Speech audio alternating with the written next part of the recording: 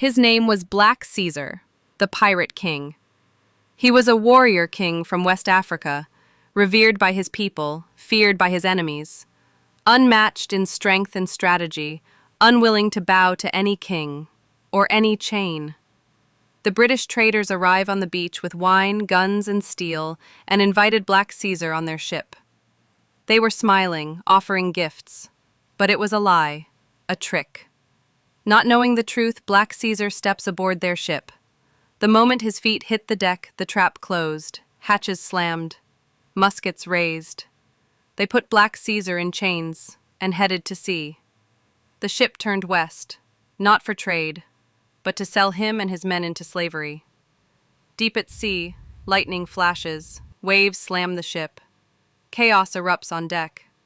Waves hit like cannon blasts, screaming, splintering splinters, chaos. Caesar crouches in the shadows, calm, watching the walls bend.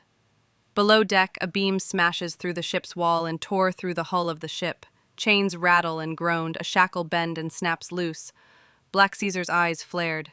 His wrists were bruised and bloody when he slowly took them out of the shackles. He was free. Black Caesar grabs a sword and then freed all the slaves in the hull of the ship. Then, together, they charged into the flooding corridor. They attacked the slaveholders. Those who were not killed were thrown overboard. Black Caesar saw a rowboat, and he and the men and a few women climbed aboard the boat. They drifted for days, weeks, maybe longer. A shattered rowboat scraped against the coral shores of the Florida Keys. The survivors crawled through the mangroves, bruised, bleeding, but alive. Caesar led them inland, through swamps filled with snakes, alligators, panthers, spiders, thorns, heat, and a thick silence. There was no rest, only rebuilding. Weapons were forged from wreckage. The weak grew strong. And deep in the jungle, Black Caesar turned his exile slaves into a pirate empire. A ship spotted men drifting in a lifeboat, desperate, waving for help. But as the ship drew near, blades rose from beneath the rags. They weren't castaways. They were Black Caesar and his pirates. The trap was perfect. They acted desperate, dying. But when ships moved in to save them, Caesar struck quickly, ruthless, silent. None lived to tell the tale. Thus started the phrase, "Dead men tell no tales." But Caesar's storm was just beginning.